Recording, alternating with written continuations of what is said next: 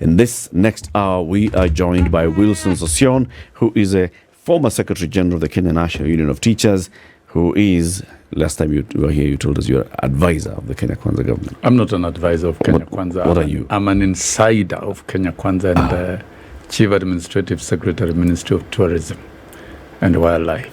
You're a CS? Yes, for the time being. Hey. All those other things are political. Hey. Are you getting a salary or are you working for free? Serving the nation, you don't need to be paid. But are you getting this country? But are you getting paid? Paid or not? We are not paid. That's a fact. CASs are not being paid. They're not paid. But you report to office. We don't necessarily need to report to office. We can work. Am I not working here now? Oh. Am I in office? Mm-hmm. We function. Mm-hmm. You function everywhere. You don't need to be in an office. Yeah. And of course, we are law-abiding. There are those who have gone to court. We want to abide by those particular orders. But that doesn't stop us from thinking and building the nation. We'll continue doing so. Okay. Until when such matters are dispensed. Okay. Yes. To welcome you to the conversation, CT has the day's proverb. This week's proverbs are from the Republic of Kenya. It's in Kiswahili. So listen to the proverb, Wilson. Then you give us your English translation of that proverb, and then you give us your interpretation of it. Asiyekosa hayupo. These are proverbs from Kenya. Asiyekosa hayupo. Hayupo. Asiyekosa hayupo. Huh? In English? It means if you are not present, you are absent. You you can't be present when you are absent. So you are absent. So here you've basically translated kukosa by being missing. Yes, and absent, and it's not wrong. If you're absent, how can you commit mistake? Kamakosa is mistakes, yeah, right? No, you're right. But on the other hand, how can you blame me over mistakes when I'm absent in the first place? You can't accuse me in absentia. I can't be guilty in absentia. Yeah, is this not the beauty of interpretation? Right? Yeah. But of course, I'm not a linguist. I'm a scientist myself by training and operations. Yeah. Sawa. Let's talk about the science of exams. Yes. All right. The KCSE results were released earlier this week. KCPE results were released in December, and there have been very many conversations that take place afterwards. Okay. For example, today there's a story about two schools in Nyanza where students are up in arms because they received a D grade. Students and teachers at Oruba Boys in Migori and Kowidi Secondary School in Homa Bay suspect foul play, and they say the results are incorrect. Yesterday, Oruba students took to the streets to protest, saying it's implausible for 73 out of 75 students to score a D. They marched to the county education offices demanding answers, claiming the results do not accurately reflect their capabilities. We want our results, according to Alois Otieno, one of the students. They say they consistently performed well in the internal and regional exams, making KCSE results surprising. Some mentioned being expelled from home, and they're now in search of their accurate results. They're saying, look, I went home with this result. My parents are like, how can you bring a D here? Surely, what happened to you? Kowidi Mixed Secondary School, all 30 candidates achieved an E grade in mathematics, scored a D in KCSE exams. All. Yesterday, some of these students, the principal of this school said they intend to file a complaint with the Kenya National Examination Council. We saw the same thing happening in KCPE, okay? Where this is about how is it possible that all these students can score this much. There was another story of a school, I'm not I don't remember quite clearly which county it is. I think Wasingishu or Elgeyo Marakwet, one of those, where students and teachers, students and parents are up in arms saying this school has been performing dismally over the last 7 years. Each year, we are getting more and more D's and E's. This particular exam, only one person got a D+. The rest got D, D minus, E. More than 70 students. Year in, year out. And they were accusing the school principal of being absent. They say this man is hardly ever here in the school. So the school basically is just like operating on free fall. What are these things saying about the exams and the education system? No, for me, naturally, I really expect this type of reactions right across. I expect, and they're natural and they're genuine. Asking questions is the right thing, and people seeking for their rights is the right thing. And we've run exams simply is a mirror of how a curriculum has been implemented, basically. If you have implemented it well, it will be indicated with the exams. If you have not implemented, you have been doing other things, thinking you are doing the right thing, it will still be indicated in terms of those massive failures. It's simply where a curriculum has not been effectively implemented. And we have many schools all over the country, and the curriculum implementation is different. School cultures are different. We have an open curriculum. But then, to ensure that we have uniform national standards and credible performance that students will be able to score based on the optimal efforts of their potential, and in measurement and evaluations standards all over the world, any examination should always take what we call a normal curve, should give a normal curve. That is when you know you've managed all variables effectively and in a good way. You'll always have that normal curve. When you have negatively skewed, pointing to the left, that is, you have more A's at the end and very few E's, it means that exam is not reliable. And when you have positively skewed, pointing to the right, and you have more failures, it means that exam is not reliable. And if we look at, I'm speaking professionally. If we look at the analysis of KCSE, if you were to draw a curve, it would be pointing to the right, and you begin with 48,000 E's, add plus another 165,000 D's, add plus another 155,000 D minuses. That gives you a total of about 400,000. Out of 899. Yes. You look at it. Let's talk numbers. And when you go to the other end, the A's are 1,200. So if you draw that curve, it's positively skewed. It is not a good curve for Kenya. It is not. That's a fact. And the education experts and the sector must reason that why do we have this? And I think we've had this problem historically over time. We've not managed our education system professionally. We've managed education system emotionally, politically, and in using cartels. And if I look at what is, and please allow me to conclude my own personal analysis as an insider who has worked in the sector for a long time. The way we managed exams right from 2016, we allowed first before 2016 too much cheating in exams because we would watch examination papers in the media in the evening and the same papers are done the next day.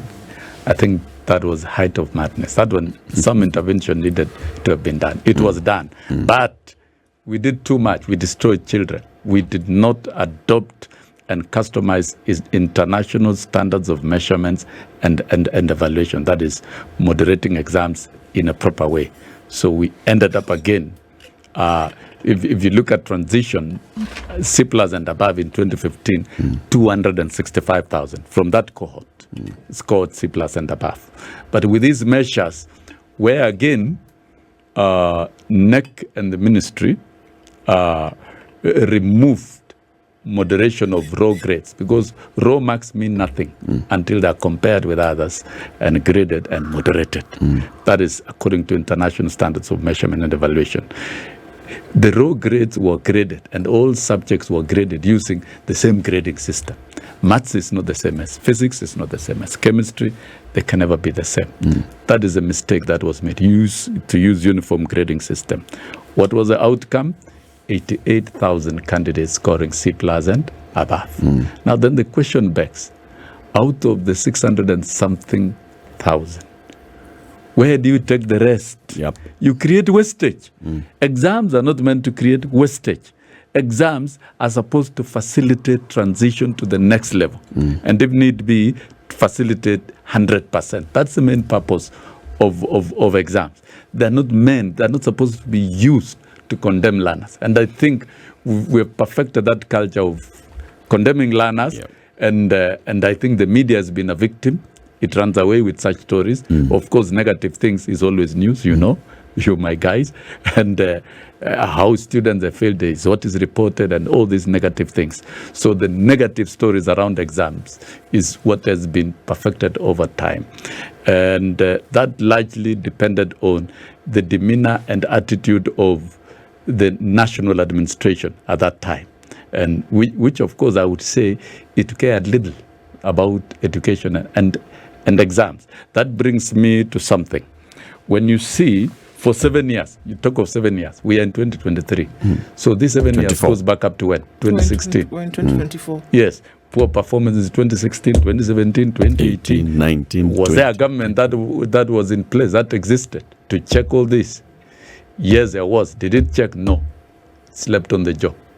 If you go to the ministry right now, this is a fact. Quality assurance and standards department is dead. When it is dead, then What do you mean? Dead? it's dysfunctional. It does not function. We don't have personnel. We don't have programs. Because I would ask you, Latiff, what would naturally happen, like Oruba Secondary School, when they come out, the most natural thing that the ministry will do is to deploy quality assurance and standards personnel to go and conduct a quality assurance program in the school. Check how many teachers, the teaching, the infrastructure, and all that. Yep. And you generate a professional report. We don't do that. Every school must be quality assured every year and continuously. So you can't mount education without it's what we call inspection. Are you saying in other education countries is not being taken seriously at this point? The previous national administrations did not invest in the quality assurance and standards section of the ministry. And that even right now, if you were to mobilize, there are no personnel, there are no programs, there are no infrastructure like vehicles. Yeah. And those of us, when I see my elder here, I'm sure you studied in Kenya and you know what was called At least in education. What was called He's a teacher. inspection of schools. I'm a teacher. You must inspect a school. Yep. And in fact, in terms of the law, an inspector can walk to a school anytime. There are no limitations. And sit in a classroom. Yes. Yes. That's the rule. We used to have that. And who are the inspectors? The best of teachers in the teaching service are recruited to the inspectorate section. And those are the ones who quality assure. So that you don't wait for results in 2023 and you begin seeing a school that is getting D's throughout. It is possible now to happen because there has been no quality assurance.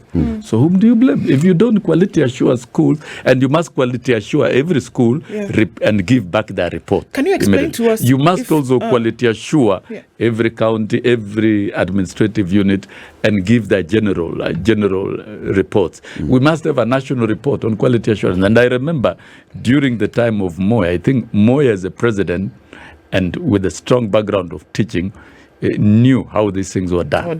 And any time when it needed a report, quality assurance and standard report, it would be given by the chief inspector of schools, not the minister. Please explain this quality. It's very important because we cannot gloss over it.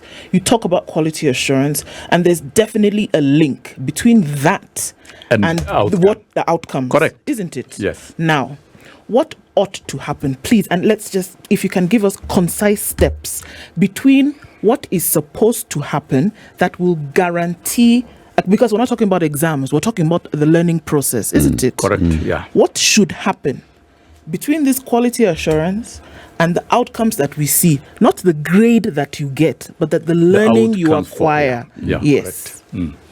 The purpose of the quality assurance and standard in all education systems and systems that work is to ensure that the curriculum is effectively implemented. Okay. And learning properly administered. And that will lead to desired outcomes. And the outcomes, if we were to grade exam in a properly quality assured education system, it will give a normal curve. You'll have some few students scoring E and almost equal numbers scoring A. So we'd expect, if I can get back to the figures of the yesteryears, the number of A's at some point were about 3,000. And the number of E's were 10,000. Yeah, which you could see they almost not normal, not really normal, but at least you could compare to each other. Could compare. And then currently, you now have 48,000 E's and 1,000 A's. It's a problem. Those of us who are experts in measurement and evaluation and statistics, you know this one now is a problem. And I've said this curve in Kenya is a bad curve for the country. Way forward. Because I think that is what we need. Absolutely. Let us sober up. Let us diagnose our sector. Let our education sector be run professionally on the best international practices and restructure the administration of the ministry. And all what we need is what we call competent leadership. Competent. At the ministry. Once you have a competent leader at the ministry, all shall work. I remember the time of Saitoti. Saitoti would visit almost every county for education days. There were education days where these are forums where people, you reward the best and then discuss the gaps of that particular region or that particular school. Then. Yes. Yeah, because we must discuss education and we must meet to discuss education. We must meet to celebrate those who have done well and reward them. And during that period of Saitote, a lot went, and that is when we were implementing the free primary education. The success of free education can be dated back to the time when Saitote really did a lot of work to implement many programs. What we need to do is to run the ministry professional. Who runs the ministry? It's government. It's government. And the bad practices that had been implemented. So who killed the quality assurance and standard? When you see a minister, let me give you an example. When you see a minister visiting schools and trying to perform the work of quality assurance himself as a minister, when you see a minister doing the procurement work of construction of classrooms in a school, then there is something wrong. The minister can never, as per practices all over the world, can never interfere with the work of quality assurance. It's an independent entity. It should be independent. It should operate independently and professionally with qualified personnel and infrastructure. That is what we are lacking.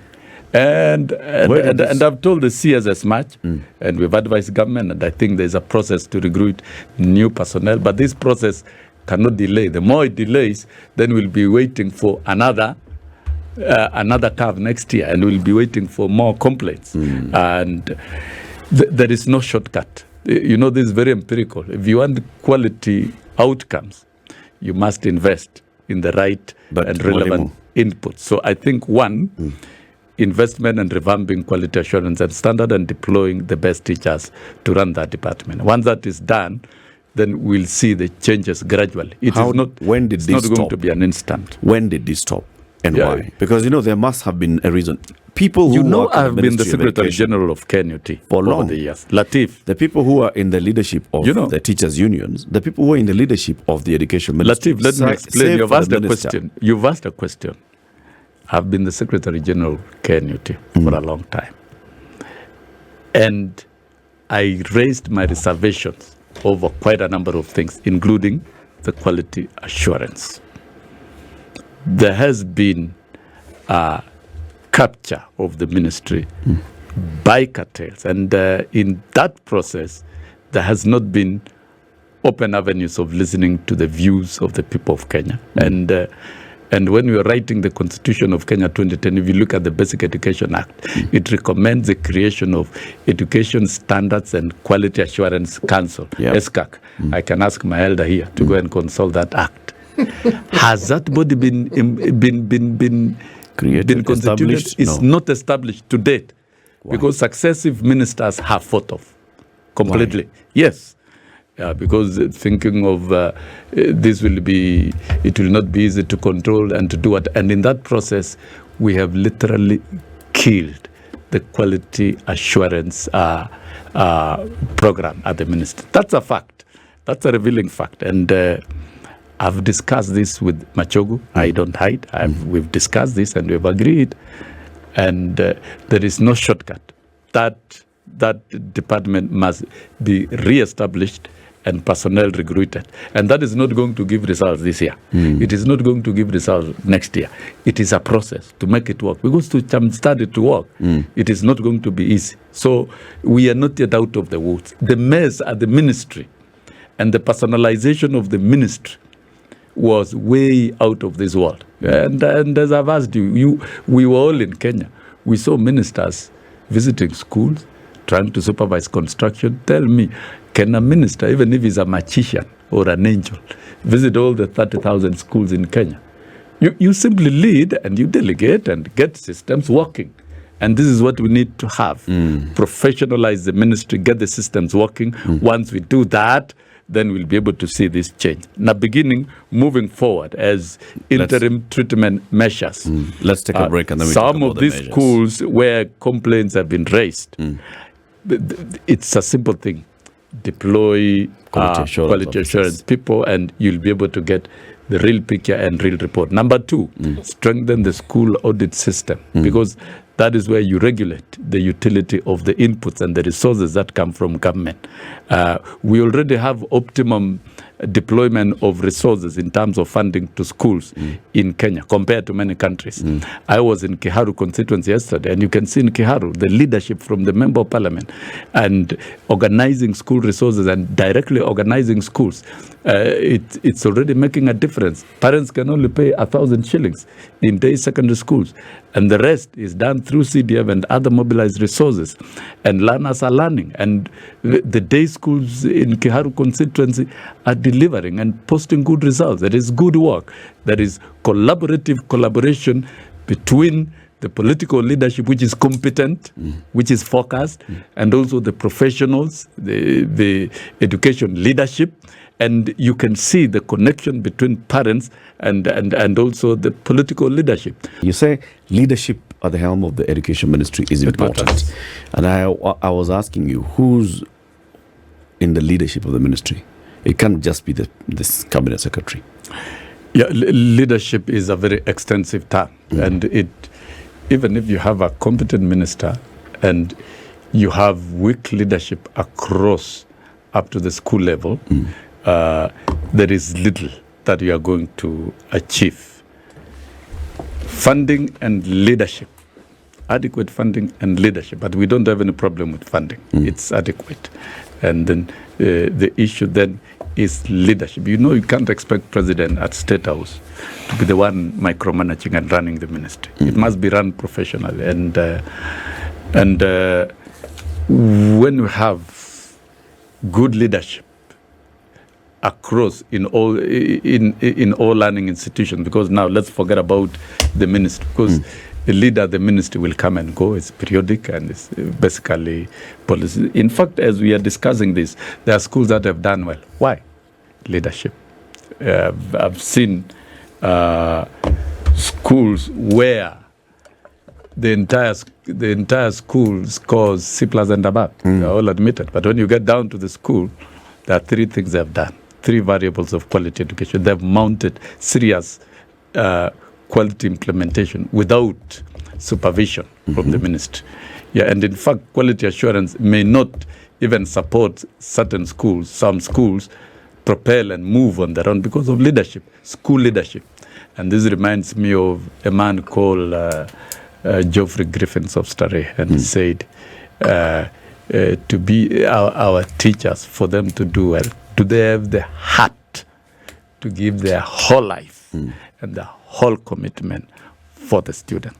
So that is the character of school leadership. On that note, allow me to interrupt you. On that note, because you're talking about the quality of leadership at the school level, then you're talking about the individual teachers who've been promoted to become heads, to become principals, to become senior principals, and their background, and those that work below leadership them. is about coordinating. Do we have the teachers with the heart? Now, if the quality assurance system collapsed, who will generate reports about individual performance of teachers? Because it's from the quality assurance and standards report that you are able to identify the best leaders. Let me augment what he's saying. When you have a general breakdown, in systems, then the outcome will be scary. Even angels would weep. Corrupt individuals will find their ways to the top. You see, these inspectors, you buy your promotions. It was not just general.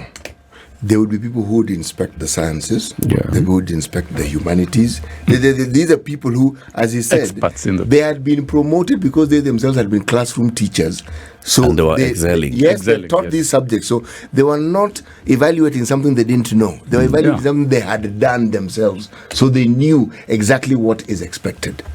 So there was then Latiff, then the question begs, what is guiding the appointment of school leaders in Kenya if we don't have authentic quality assurance reports that will give detailed performance of the individuals being appointed? Can you answer that question? I think, do you know what's guiding the appointment of school heads? The problem we have in Kenya is incompetent leadership, self-interest, and corruption, and it is everywhere. So education is not an exception. The president said the other day, we have corruption in judiciary. It's true.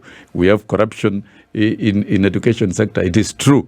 We have corruption even in the media. You agree? It's true. It's everywhere. We have corruption in the executive. It is true. It is true. Yes. So it's all of us. We must tell ourselves the truth that this is a complex. The indicators we are seeing are simply indicators of a complex culture of incompetencies, incompetent leadership, self-interest, establishment of cartels. I fought cartels, Latiff, at the ministry, so badly.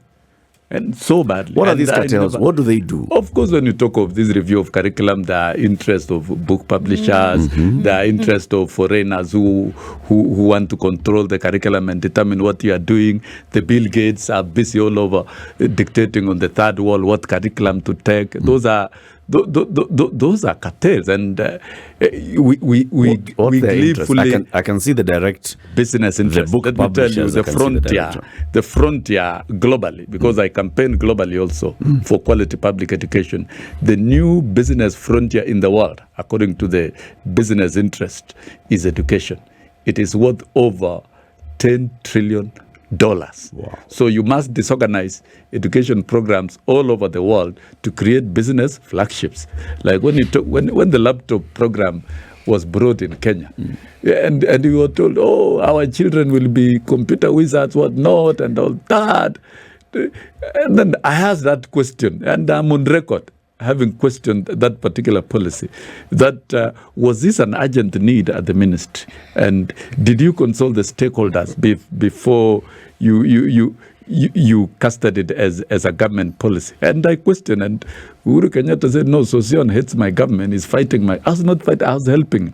Eventually that program collapsed. Whose was it? Whose really was it? If it is not for the global business interests who take advantage when you are engaged in general elections. So essentially what we need to do is to surgically diagnose all sectors of our country, and particularly within the sector of education. What are the excesses that we got, the unnecessary programs that were injected into the system and driven by cartels? And these cartels will even like the Presidential Working Party report. Some wanted to control and determine the output. And you will see some of the commissions, the members of our commission in 2012 are the same ones in 2018, will be the same ones in 2032. These cartels are there forever, and they transcend regimes. And this we have told the president, if you don't crack on these cartels and these corrupt interests, then this country will not move forward. And I think the president is very keen on that. So for education sector, it will really have to change. And lots of things will have to be done. And when you look at what is happening within the school system, like the schools that are performing, let us not talk about those who are not performing. Those who are not performing, they have not met the minimum standards in terms of implementing curriculum and investing their inputs. There are three things to get quality education. And we want quality public education in Kenya. And we've made several gains from the social world in advocating and campaigning. Right from 2003, I've been right at the center. And we've been campaigning for government to fund. And Kenya has done very well, with 6% of GDP being to education and at least 28% of the overall budget. It meets the UNESCO standards. And we can see very many people have very many institutions have interest in education. Count the government. You can see they're rolling out scholarships, the banks and the rest. The student who is in our education system. But now the problem that we have is that two things. Other than quality assurance collapsing, the school audit system also has collapsed. We are not able to audit and see the value for the money that we are getting through the schools. And how do we synergize all these resources until it is fully utilized, like the way it is being done in Kiharu, until only a secondary school student pays 1,000 a term. Yes, a term. And they can only pay another 1,000 for remedial teaching.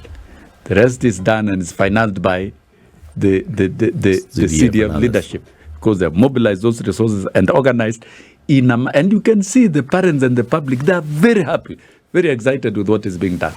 And the member of parliament is also very keen. So all this boils down to leadership in the sector and even in schools. But to deliver quality public education as a general message for all of us and for Kenyans, and you look at it in terms of a school, number one, there are three variables. Number one, quality teachers. You can convert your teachers to be quality teachers. Why is it that when you have a new principal in a school that is performing poorly, like these Wanorobo boys, you go pick a very good principal, take him to that school. The school will suddenly live with the same teachers without changing. You must support and ensure that your teachers are able to deliver qualitatively. So that is one variable. It must be invested in by any school. Number two, quality teaching and learning tools. You must invest. It's not guesswork. It's not about innovation. It's about real investment. And I saw what the MP for Kiharu is doing, purchasing books, purchasing lab equipment, blah, blah, blah, and ensuring that what teachers need to teach is really availed. It must be availed. And that is the work of the Board of Management. The Board of Management was created by law to ensure that there is investment in all these particular areas. Number three, quality learning environment. You know, where learners are learning, it's a home. And I've seen what is happening in Kiharu, tiling of classrooms in primary schools, capro on the walkways and assemblies, and revolutionizing the fields and landscaping and flowers and whatnot.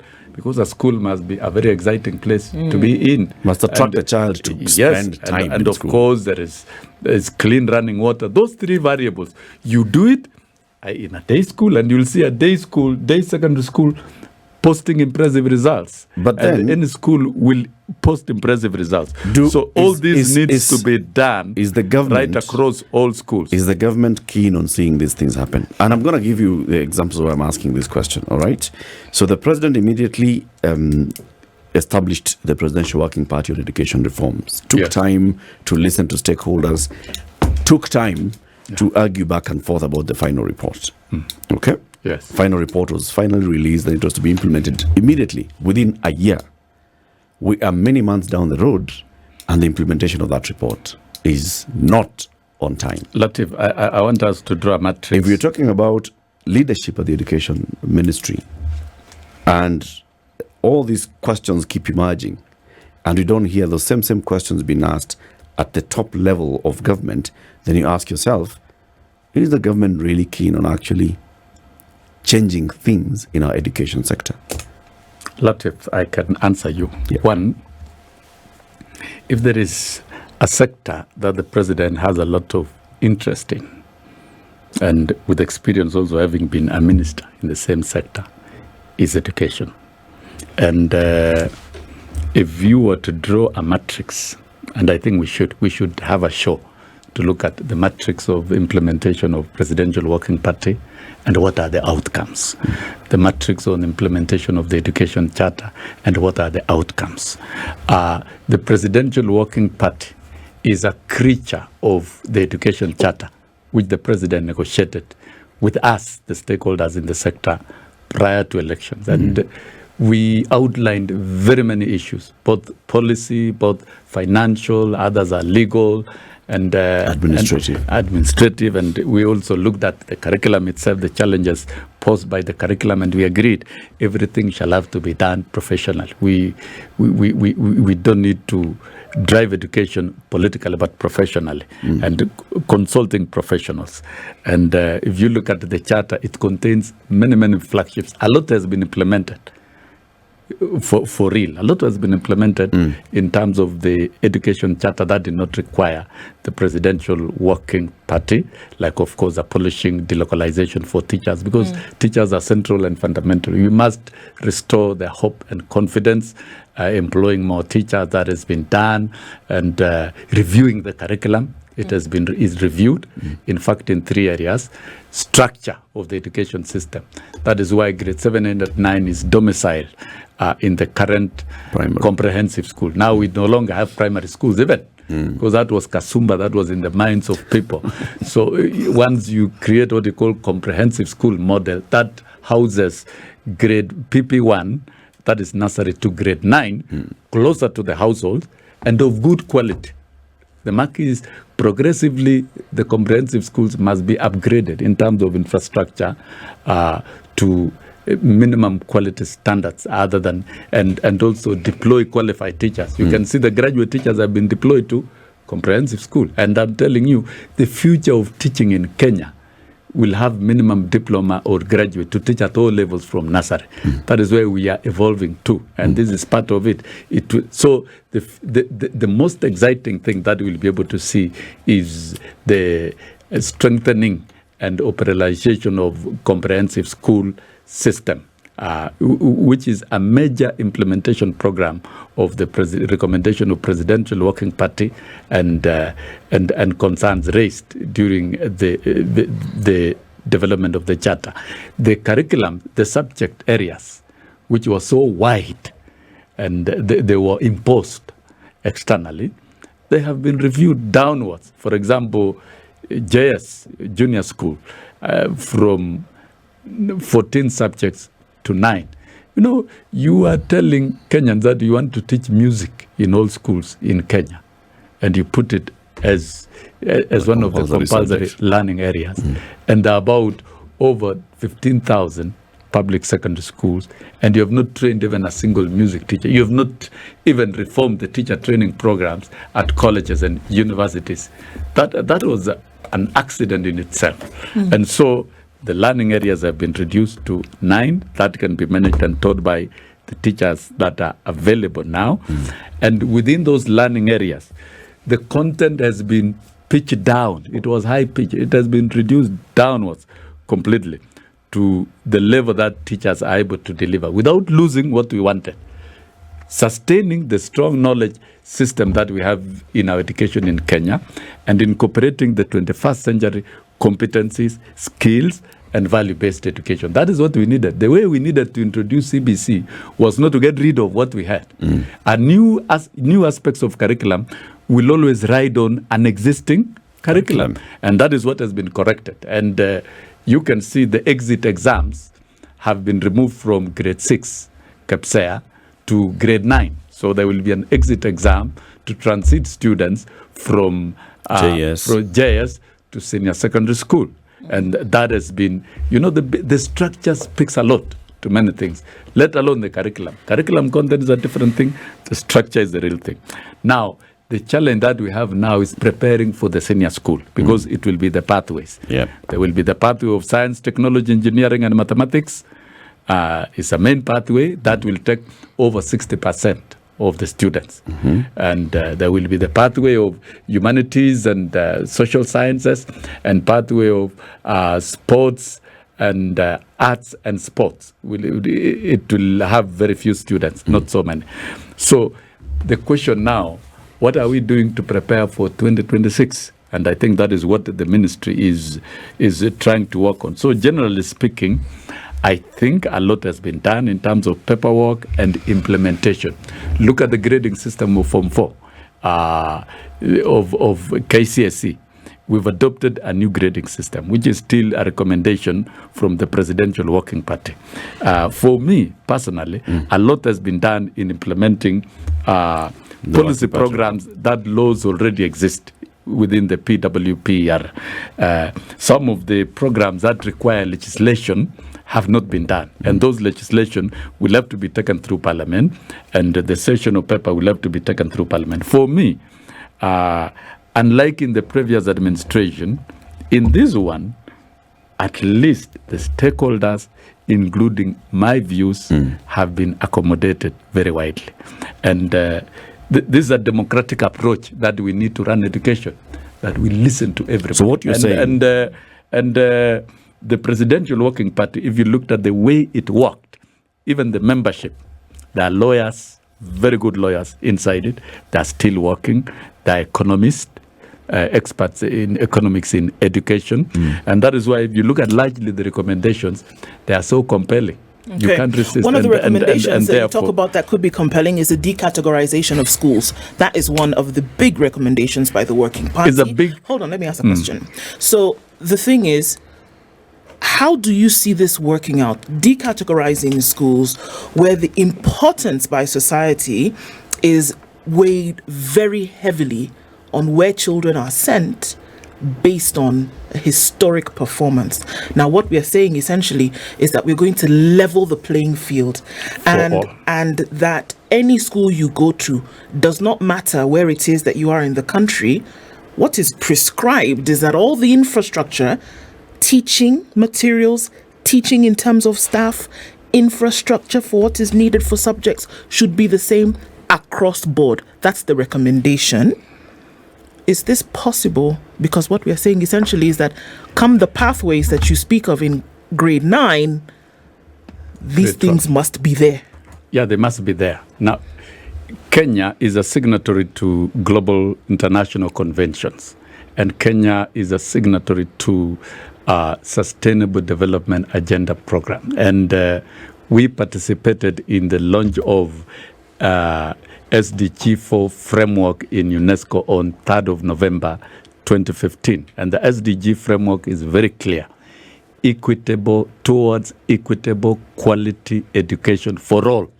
So when you talk of equity, you cannot favor others and discriminate against others. Now we are talking of a day school here that is posting this. And now you are talking of a national school that is pushing all the students to university. Yeah, why are we practicing discrimination? That does not bring equity. What informed the decategorization is the principle of equitable access. Can it be done? It must be done. It has to be done. When? And it is being done. How many day schools do we have in Kenya? The first class is now in grade 8. Let me appraise you. Hold on. Let me appraise you. Hold on. The first class is now in grade 8. We are essentially saying that by the time they finish grade 9, in another year, these pathways will come into existence. Everything that is required for those pathway grades or classes to be taught must be in place in the next 2 calendar years. 2 years, Sossion. Fantastic. Can it be done? Let me give you the history of education in Kenya. How this equity... In about a minute. Answer in about a minute as we conclude. In about a minute. One, the emergence of day secondary schools in Kenya is a recent phenomenon. And there's been a lot of investments in these schools in terms of infrastructure, in terms of teacher deployment. And 70% of secondary school students are actually day scholars. Yep. So we've done this work 70%. What we are simply saying, we must make a deliberate policy pronouncement so that then we can practice equity in the country and treat all schools equally. And so the decategorization is compliance with the UNESCO standards. You cannot practice discrimination in a country. When I came in, you were talking about advertising Kiwi and the rest. These are for the households, middle class and upper class households. What are you talking about?